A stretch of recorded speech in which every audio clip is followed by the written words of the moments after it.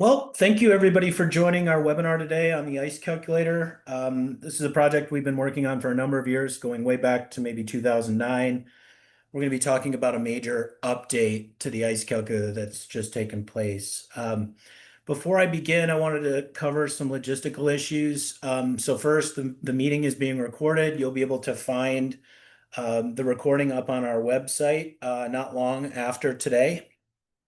Second, we are just taking questions through the questions and answers button. So if you look down on Zoom, it'll say Q&A. So if you have a question, please enter it there, and my colleague Christina will be monitoring those. I'm going to make my way through the slides with help from Chris Ramey at Resource Innovations. We will then look through the questions at the end. We can have a discussion based on the questions that have come in. So we're going to make our way through the slides, and then we'll have Q&A. We have about 30 slides to share today. So with that, I'm Pete Larson. I lead the Energy Markets and Policy Department here at Berkeley Lab. I'm also Principal Investigator for the ICE Calculator project. I have a couple of colleagues from Berkeley Lab on this call, as well as colleagues from Resource Innovations who were a key partner on this project. So the full team is listed here. You can see there are roughly 5 people at Berkeley Lab who've been working on this project. We also have about 5 people from Resource Innovations. And then a professor, UC Berkeley professor, Michael Hanneman, has been advising the group, especially on the contingent valuation portion of the surveying approach for the residential customers. It's been a great project working with a number of utilities and this core team. So what we're going to cover today, just the background, why are we updating the ICE calculator? What is the ICE calculator first, but also why were we motivated to make this major update to it? I'm going to talk about how this update, because it's a major initiative, is going to be happening in phases. We just completed phase 1. We're right in the middle of phase 2, and we're going to proceed forward with phase 3 and perhaps additional phases beyond that. My colleague Chris at Resource Innovations is going to cover the surveying and modeling approach as well as the results in order to get to where we're at now with the ICE Calculator 2. I'm also going to talk about the website, the new improved version of the website, and this application programming interface, which is a major new feature on the ICE Calculator website.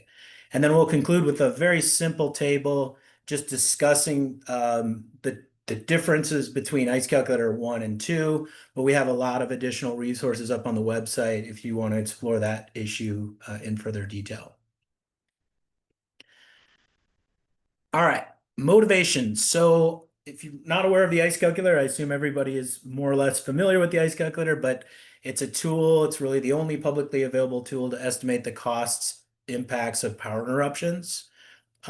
The original ICE Calculator 1.0, which has been retired, was funded by the U.S. Department of Energy's Office of Electricity. So we want to acknowledge DOE for really stepping up to the plate, getting ICE Calculator 1 together with us. And then DOE has also provided some additional support for ICE 2.0, which I'll talk about a little bit later.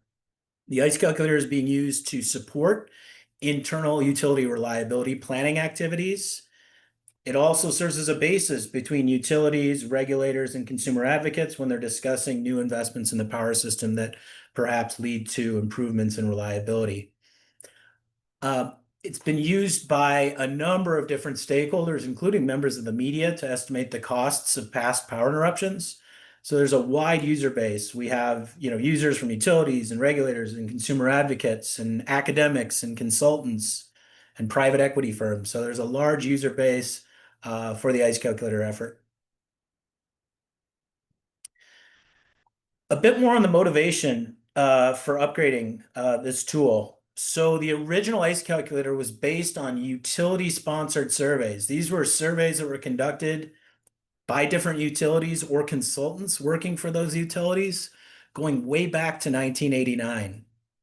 And so you can see this table on the right.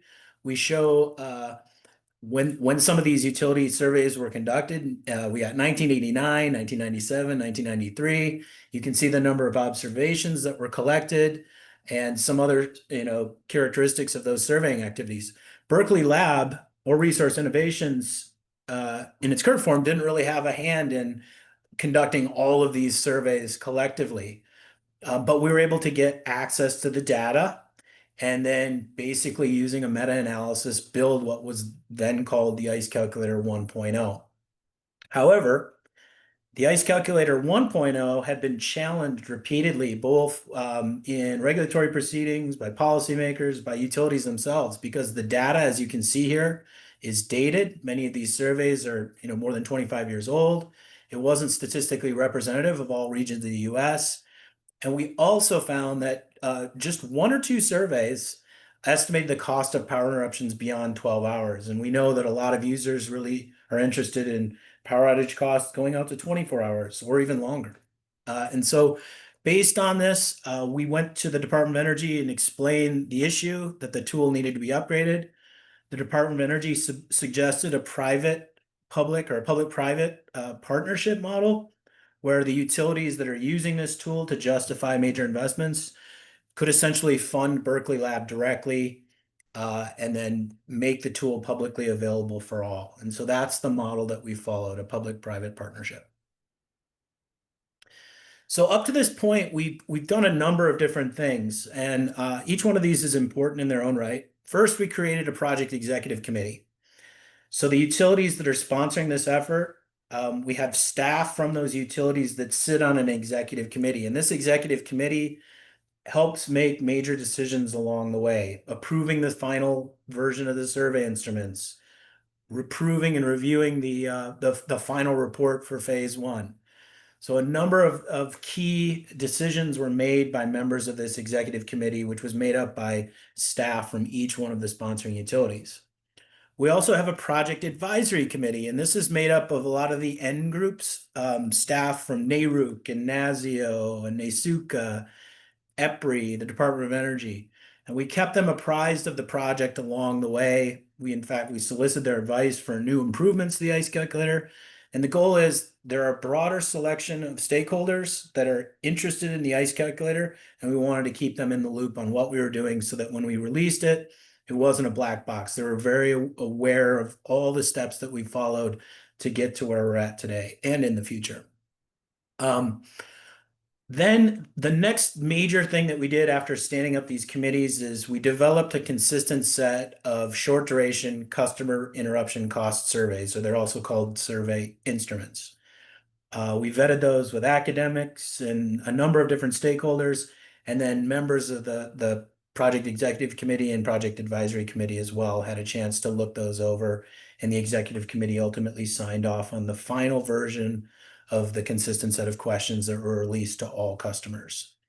We then consistently administered the surveys following a very specific and targeted survey protocol. And so each utility, we worked with them closely and we administered the survey to their customers. And then based on the responses, we developed what are called customer damage functions. It's basically an equation that relates the cost of the power interruption to a number of explanatory variables, including the duration and income and consumption, electricity consumption, things like that. And then we updated the ICE Calculator website with these new customer damage functions, but also some additional enhancements that were requested by stakeholders. So I'm going to talk a little bit about the API. That was something that we heard from one of our first utility sponsors. They want an API because they're running the tool over and over again, and they didn't want to go to the website to run the tool. So we've got this API. That's one example of a new enhancement that was made. All right, so the ICE calculator is being updated in phases. So we just completed phase one. That was based on 11 different surveying activities conducted in different parts of the US. We released the new version of the ICE calculator, the new and improved version of the website back in late April. We updated those customer damage functions based on all this new data that we collected from those customers. And then we updated and upgraded the web interface. So it's much cleaner looking, more useful to stakeholders. And we've gotten a lot of favorable feedback on the site. So we're pretty pleased with how it's turned out. We're in the middle of phase two right now. So all the California investor-owned utilities and a collection of utilities in Missouri. We're basically just wrapping up the surveying in those places. And then we're going to be updating the ICE calculator again later this year into early next with the combined data from phase one and phase two. Phase three, we are also working with, and I'll talk about this in a second, NRECA to survey some rural co-op customers. And then we're going to be partnering up with another Western utility. And really, I think the big thing with phase three is we're continuing to find additional utility partners. And we're really looking at New England, the Upper Great Plains, Rockies, and Desert Southwest. These are places where we could use some additional coverage. So we'll talk about that a bit more later. So here are the utilities that went into this update that was released in late April. You see National Grid, Exelon, a number of different utility service territories represented there. Dominion, we have 3 different surveying activities that happened with Duke.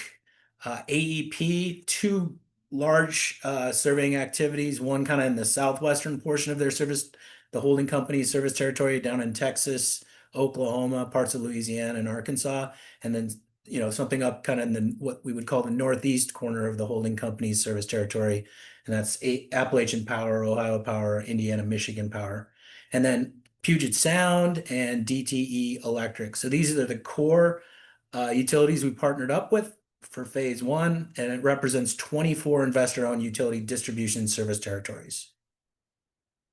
For phase two, you can see we've added the California IOUs, SoCal Edison, San Diego Gas and Electric, Pacific Gas and Electric, and then these partner utilities in Missouri.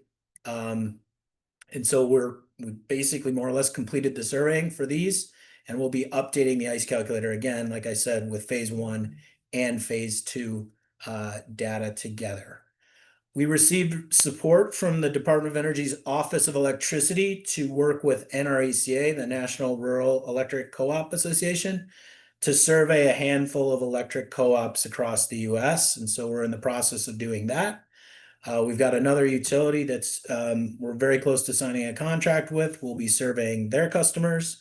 And then, like I mentioned a second ago, we're continuing to recruit new utilities. And if you're interested, if you're not one of the member utilities and you're interested in potentially surveying customers in your service territory to provide data to the ICE calculator, please contact me.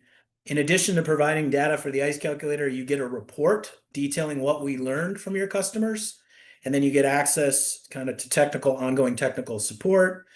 And then you have the opportunity to provide feedback on new features that you'd like added to the ICE calculator. So there are some benefits that go beyond just providing data to the collective if you are interested in potentially joining the initiative.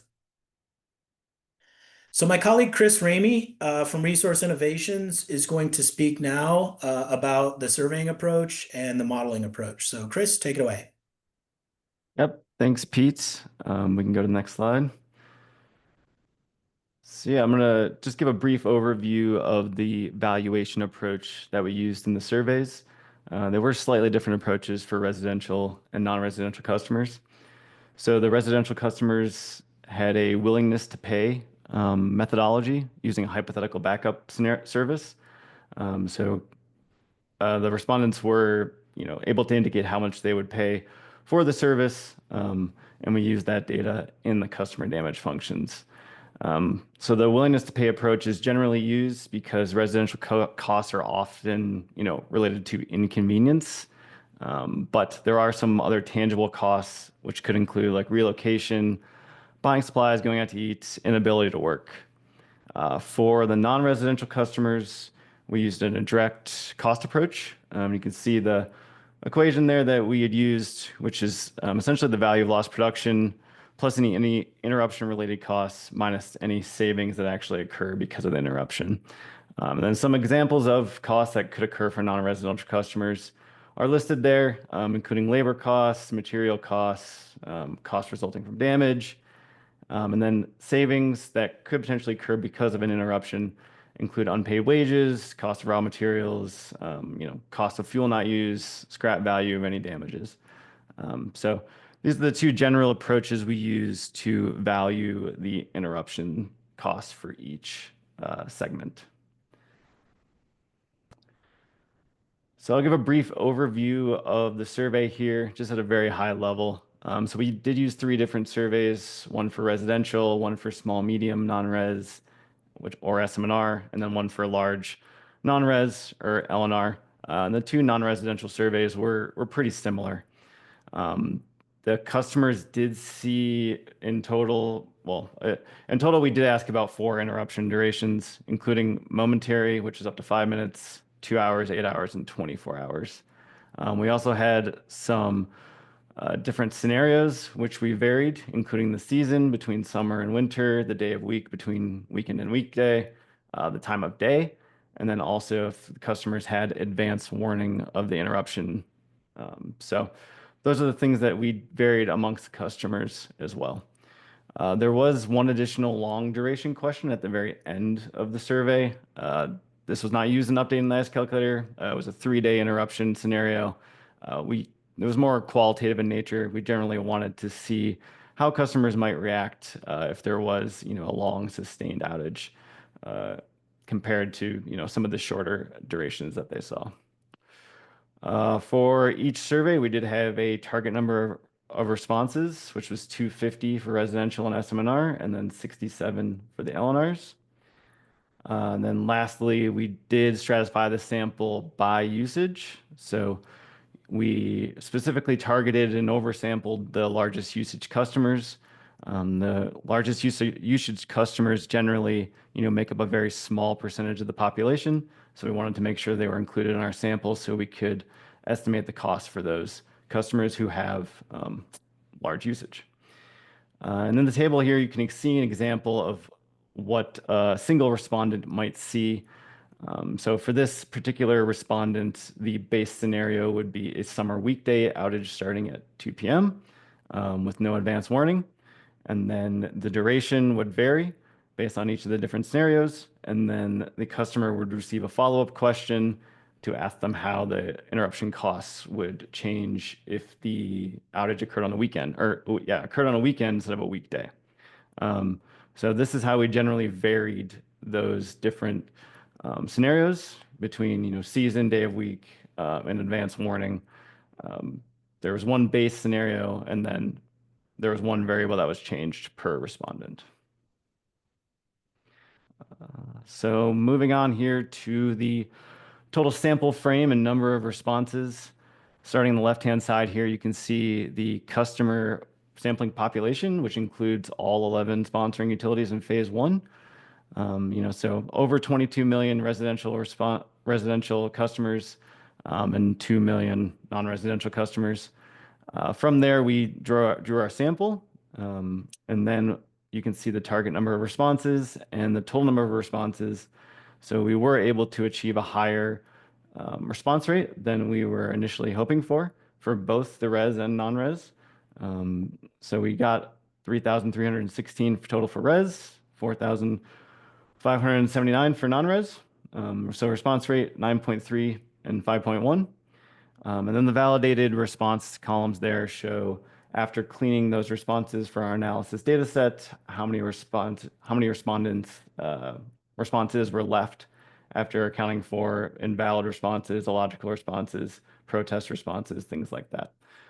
So those two numbers there, the 3,026 and the 3,874 are the two numbers that went into our analysis data set.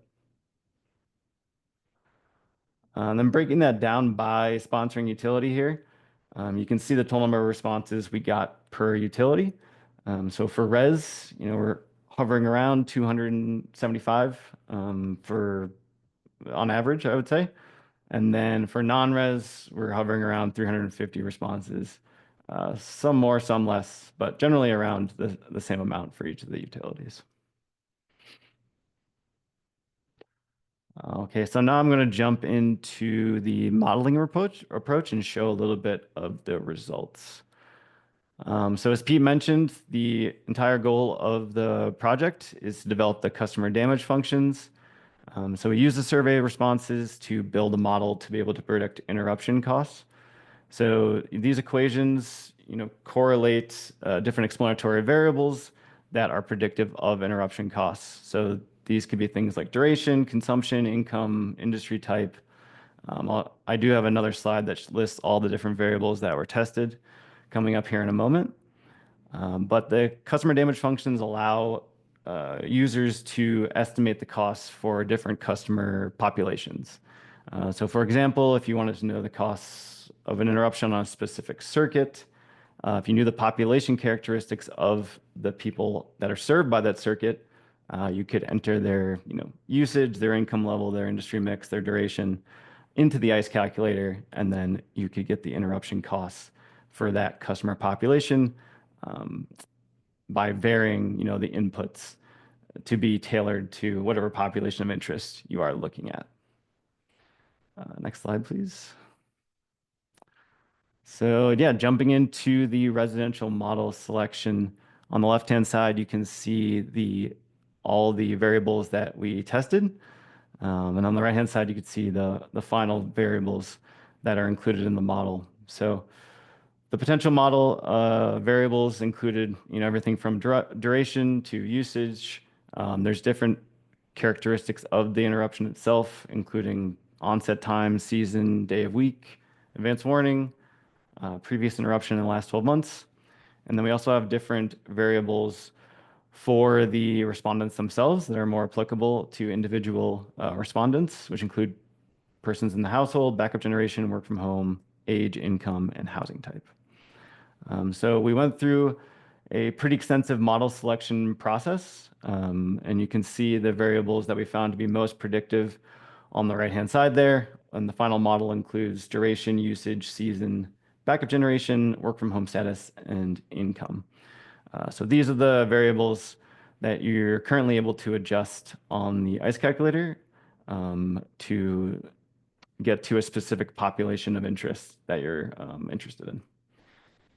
Next slide, please.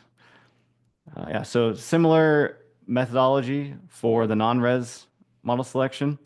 Not all the variables were the same, but many of them were, including the different interruption scenarios there, including interruption onset time, season.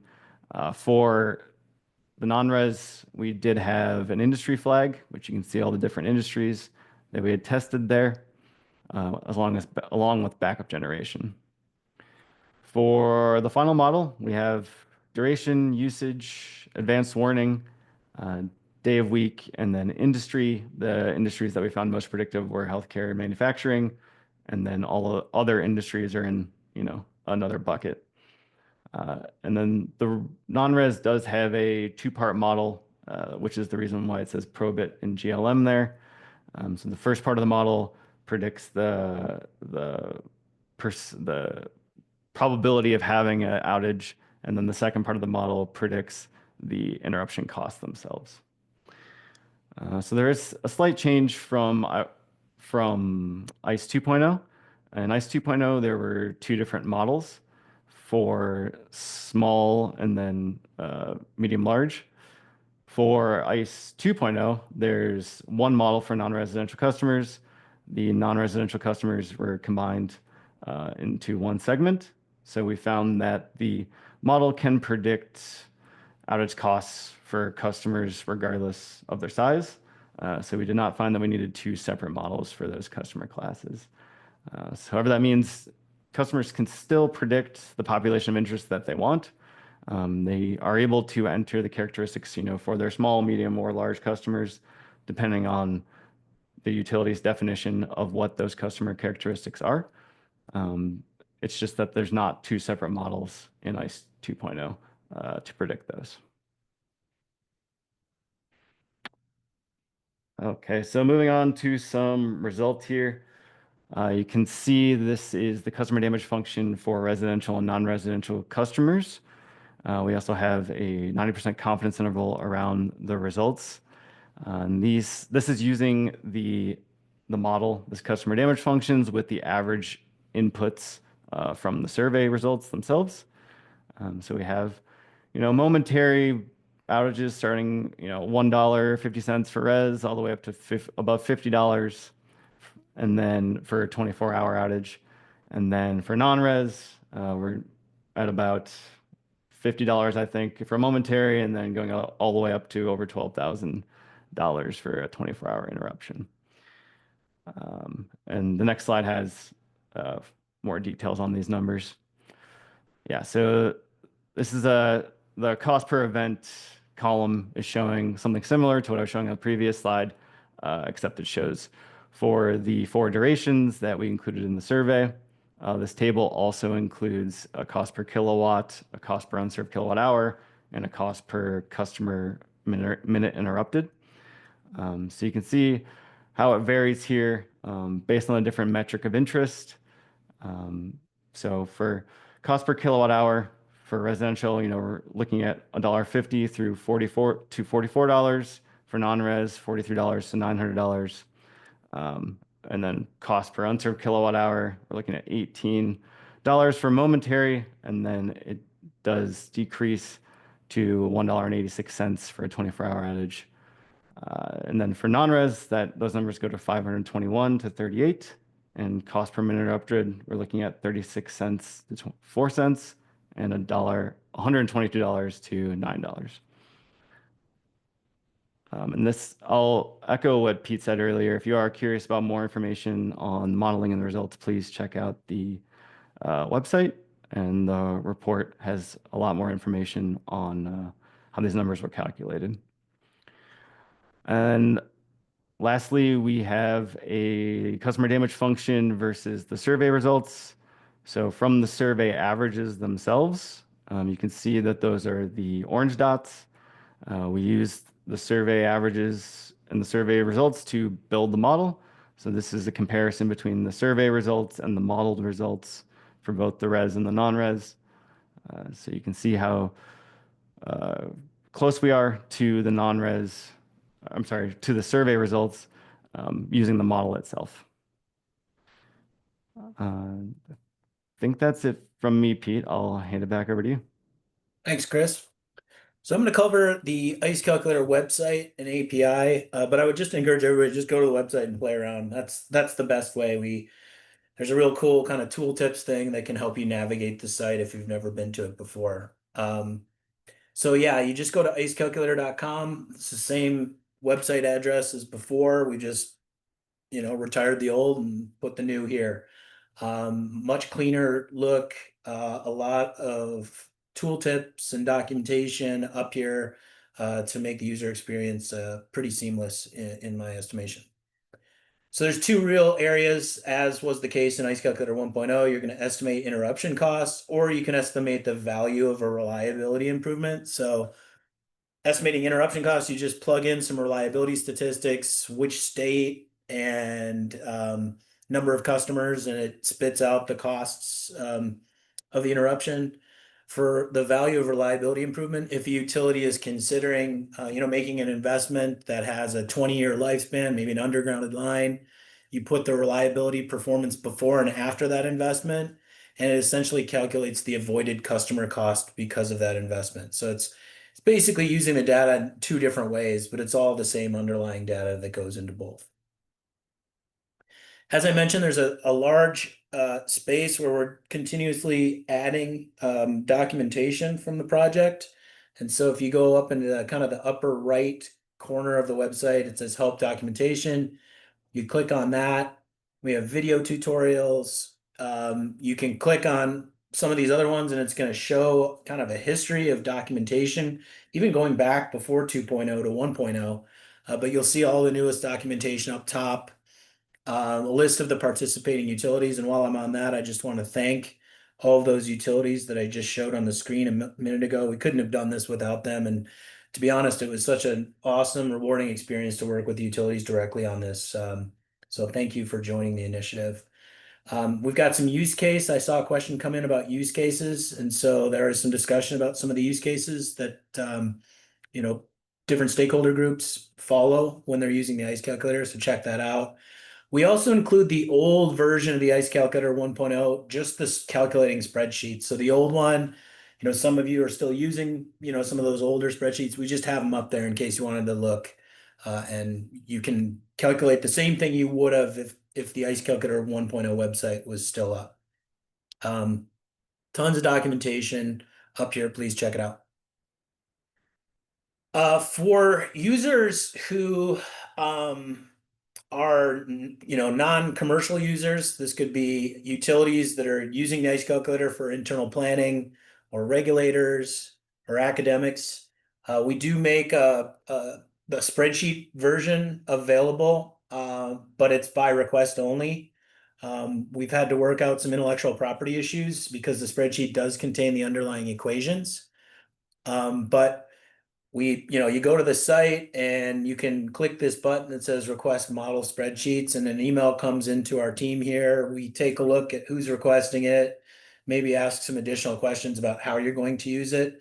And then, more often than not, we send the spreadsheets out to that person with the understanding that they're not sharing those or publicly posting them. We're trying to avoid a situation where we have companies take the spreadsheets, embed the equations in their own tools, and then sell the tools or market the tools to clients. We've had that happen in the past without attribution to Berkeley Lab or Resource Innovations. And so we're trying to protect the intellectual property, and we're happy to share it with folks that are using it for non-commercial purposes. And as I mentioned, the ICE Calculator 1.0 spreadsheet is still up on the website. Just you don't even have to request it. You can just click it and download the old version. So I mentioned there's two components: estimating interruption costs and the value of a reliability improvement. Once you've entered in the basic information in the tool, which is the reliability statistics, the number of customers, the state, that kind of stuff, it'll spit out some results. You can see all the table here that shows the breakdown of costs by residential and non-residential. We also normalized it against income and daily GDP. We heard from members of our project advisory committee and project executive committee that, if you just rely on outage costs to prioritize investments, you may invest a lot in places where the costs are high.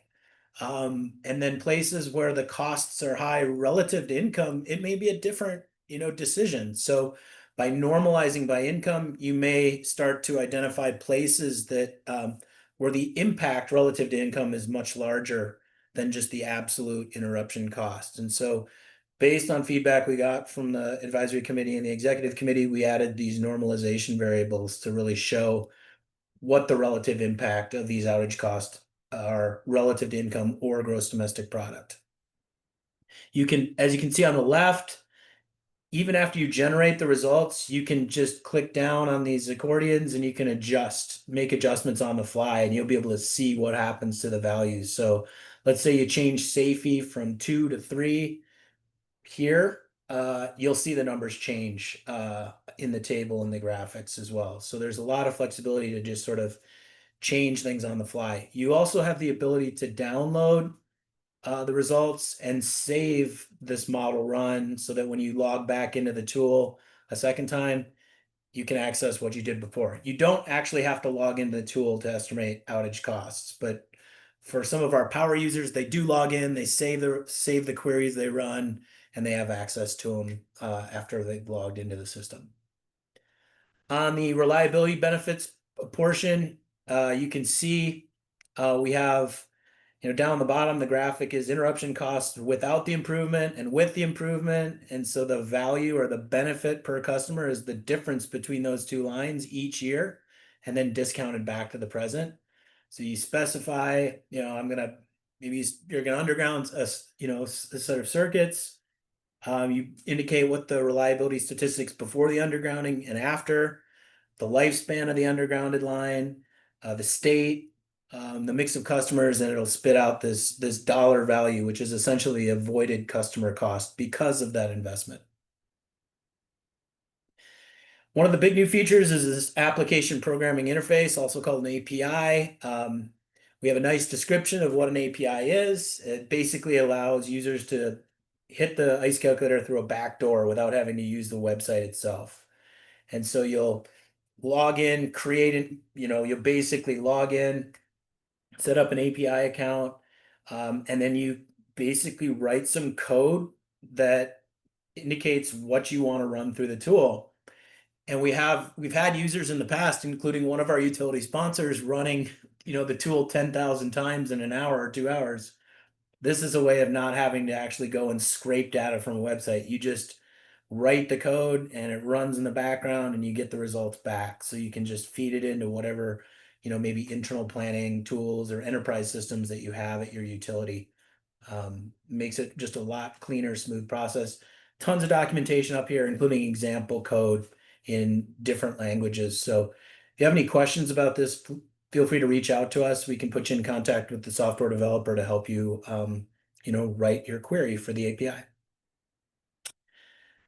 So my final real slide is going to be just a simple comparison of the differences between ICE 1.0 and 2.0. I will say in many respects, it's trying to compare apples to oranges.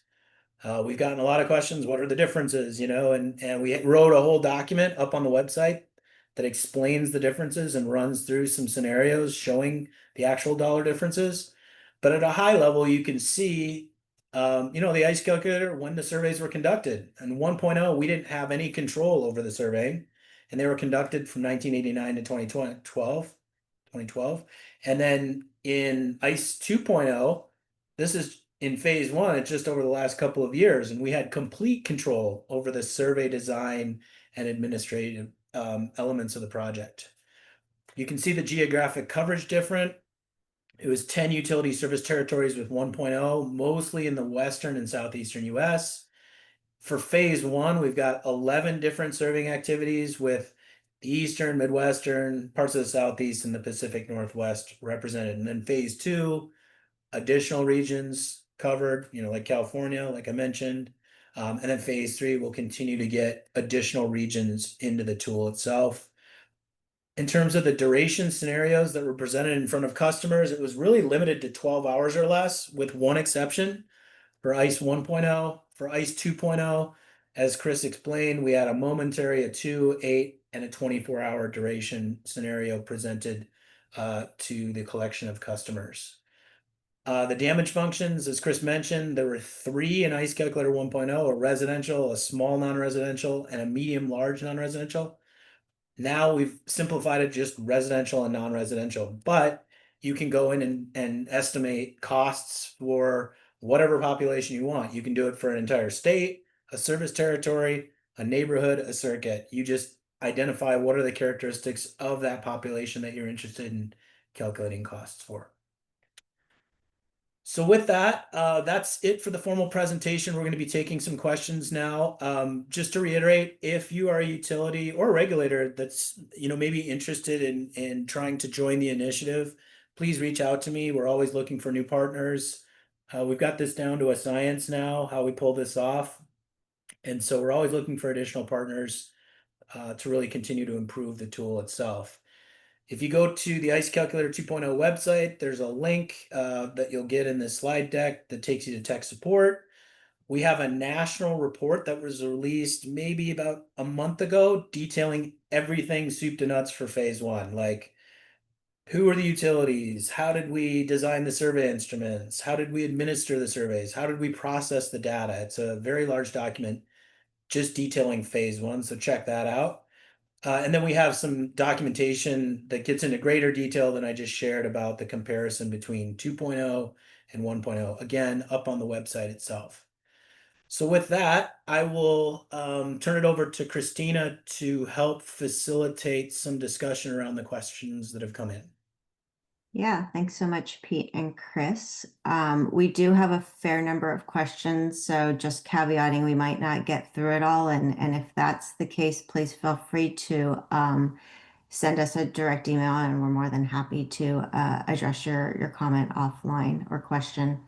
The first question that was entered, can the ICE calculator data be used in the context of fire mitigation?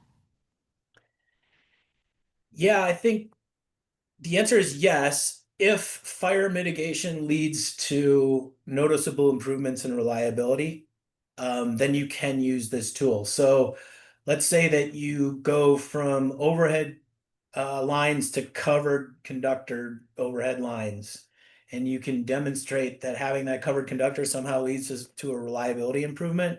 You can then use the tool to estimate the value of that improvement. Or if you're switching from overhead to underground to deal with wildfire issues, if there's a noted improvement in reliability statistics because of that conversion, you can definitely use the ICE calculator. Perfect. Next question. Will phase 2 and phase 3 have any bearing on the existing model for states covered in phase 1? Yeah, I'll start, maybe pass it to Chris on this one. So it's important to remind everybody that you can estimate costs of power interruptions for any state, even if the state wasn't part of phase 1.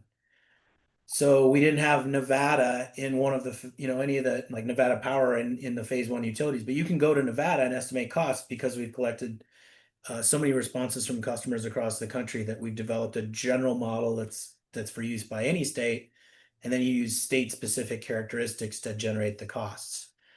As we include more and more responses from the phase 2 surveying and the phase 3, there are going to be two things that happen. First, the coefficients on the equations themselves are going to be updated because we have more responses going into this pool of data. And second, who knows, maybe some additional variables that weren't significant under phase 1 become significant. And so when we get done with phase 2, we're going to combine it with the phase 1 data, reevaluate the models again, like Chris described, and determine, how have the models changed? Do we need to incorporate a new variable that all of a sudden shows significance because we added a bunch of utilities from phase 2? Same with phase 3. Once we complete phase 3, we're going to combine it with phase 1 and phase 2 using, more than 10,000 customers to estimate the equations. But Chris, do you have anything else on that you want to share? I'll just add that we're currently going through a similar process for phase 2 that we did for phase 1, as far as model selection and looking at all the variables to see which is most predictive. And like Pete said, see if any of the variables change as far as, something comes into the model that wasn't there before, or something goes out of the model that wasn't as predictive this time around. All right, next question for you, Chris. How did you choose the sample population of residential customers in a sponsoring utility, and how were they contacted? Yeah, so within each utility, we did a separate, sampling and survey effort. We sampled by usage for residential and also for non-residential. That means we stratified the customers into different buckets. So there were 5 different buckets, high usage customers, medium customers, low customers. So we looked at their average demand to put them in those buckets. And then we sampled in proportion to their usage. So if the highest usage customers make up 20% of the usage, they were 20% of our sample. So within each of those buckets, it was a random sample, but we did stratify it by usage to make sure we get representation from the highest usage customers.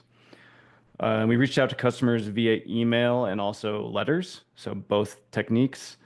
And then for non-residential customers, for the largest of them, we had account reps oftentimes help us in terms of who to contact, getting the right contact information. Many times for the non-residential customers, it is hard to find the right person to answer the survey. So we did lean on account reps to help us find that person. Great. And follow-up question regarding the surveying. Would you consider that the sample response rates that you saw in phase 1 were on the low, medium, or high side of what we were expecting? Honestly, this is about what we were expecting with a 9%, 5% response rate. We were always expecting non-res to be a little bit harder to reach, particularly some of those higher usage customers. So we did develop some techniques, like I mentioned, using account reps, using various forms of outreach to help increase that response rate. Perfect. And maybe in a quick nutshell, can you explain what's meant by a 90% confidence interval? Sure. We're essentially 90% confident that the true average lies between the two bounds on the confidence interval. So if the average cost we found was, let's say, $5 and the confidence interval was from $4 to $6, right? We're 90% confident that that $5, the true average, is in between those two bound values.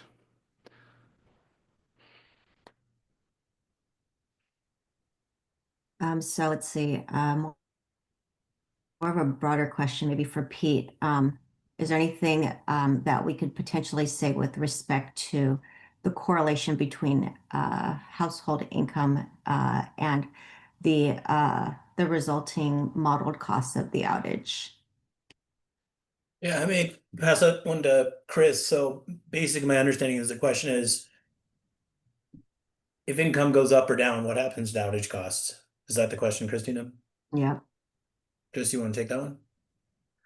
Yeah, sure. There is a correlation between income and the outage costs, with higher income people reporting higher costs, and then lower income people reporting lower costs.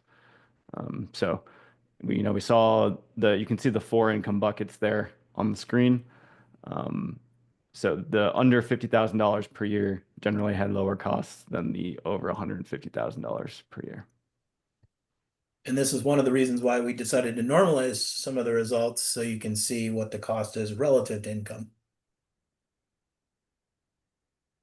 Maybe along these lines, were the damages weighted for cost of living in the respondent's location? We did not weight the responses for cost of living. No. However, a variable included in the model, right, is total household income. So the model is sort of accounting for those different levels of income that people have. On the user interface, do you have to enter non-residential customer income separate from the residential customer information? And it sounds like this question is with respect to on a specific circuit. So on the website here, if you go to the website and you get to this point, you can click on the residential and non-residential tabs there, and then you'll see the variables that I presented on the previous slide that you can adjust based on the population of interest that you have. So the residential and non-residential variables are not exactly the same, but they can be adjusted. Currently, they're set to default level values, and those default level values are based on the state level. And we've sourced all those default values from a couple different sources, one of them being census tract data, EIA information on usage. If we were not able to find a publicly sourced value for some of the value inputs, such as work from home percentage, we took those directly from the survey itself. So from the survey itself, we asked customers if they work from home. We got an overall average, and that is the default value that's set in the ICE model currently. It can be adjusted as users see fit, though. All right. Can we say that costs have been going down as a trend over the last 15 years? After all of the ARA that we had in 2009 with AMI and ADMS sectionalization through 2015, and now all the grid edge Durant batteries. Anyone want to tackle that question? Yeah, I can tackle it. Sounds like a really interesting research question. And this tool is perfectly designed to answer that question. We haven't yet looked at all the safety statistics for the entire country and then multiplied the costs out for every state and then looked at, national or statewide trends. But one thing we have talked about doing, maybe an ICE calculator 2.1, we're going to be enhancing, I think, some of the visualizations in the tool over the coming months. One of the things we've discussed is drawing from EIA Energy Information Administration 861 reliability statistics, where they have basically every major utility reports their annual SAIDI, and CAIDI values for reliability.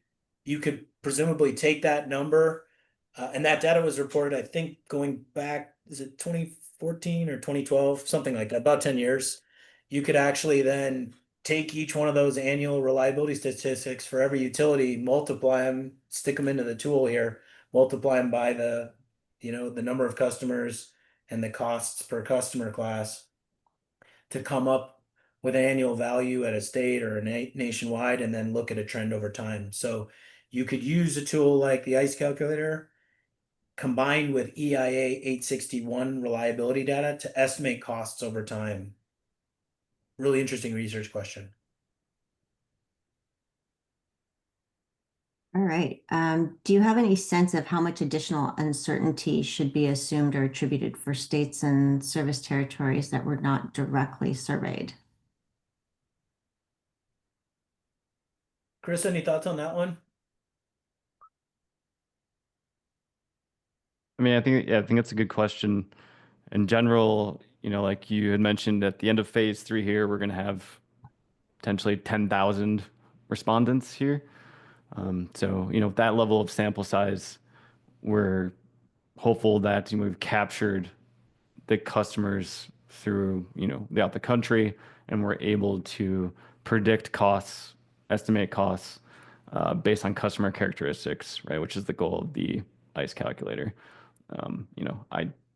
I would doubt if we're ever going to get, a utility representative of every single state. But that's not necessarily the goal, I don't think. The goal is to be able to predict for customer populations with certain characteristics. So we're building a sample size to get to all those characteristics and see how outages are affected by them. I would also add that independent of the ICE calculator project, we have been surveying customers in remote parts of Alaska, Guam, and Puerto Rico who face very different risk from natural hazards, very different infrastructure issues associated with their grid. We are going to be including some of that information, especially for Puerto Rico, in the next version of the ICE calculator. So you'll click on Puerto Rico on the map on the ICE calculator website, and it's going to take you to a very specific cost estimate for Puerto Rico based on recent survey work.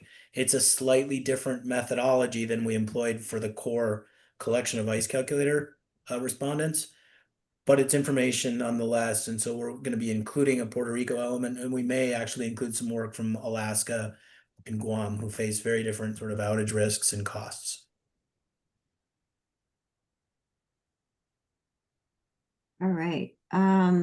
Question, were any consumer or ratepayer advocacy groups included as part of the peer review process when we were developing the survey questions for this initiative?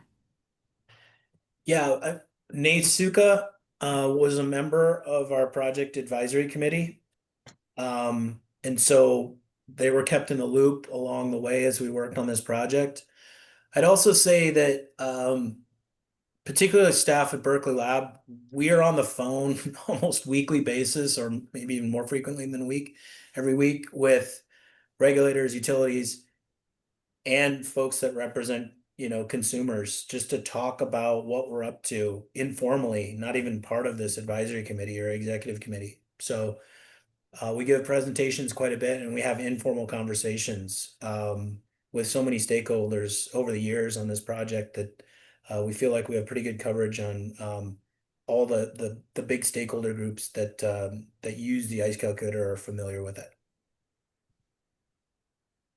All right, some of the model variables are at the state level, and the underlying survey appears broadly representative of the US. If I'm interested in residential interruption costs at the IOU service territory level, would you recommend incorporating zip code or census tract level data?